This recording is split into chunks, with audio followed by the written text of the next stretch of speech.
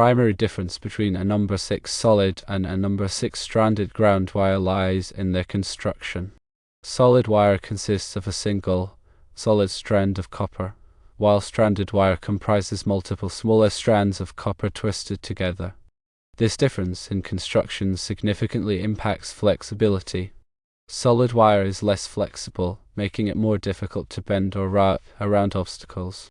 Stranded wire, on the other hand, is more flexible, allowing for easier bending and routing, particularly in tight spaces.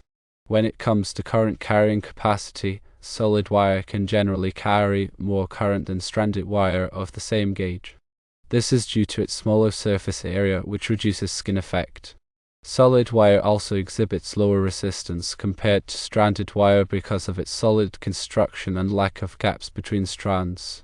The cost is another factor to consider.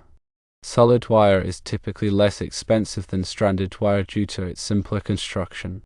As for applications, solid wire is commonly used for applications where flexibility is not a primary concern, such as long runs of wiring in walls or ceilings.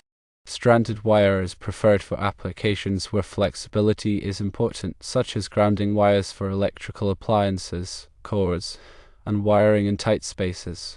To summarize, solid wire features a single solid strand, less flexibility, higher current carrying capacity, lower resistance, and lower cost, making it suitable for long runs of wiring.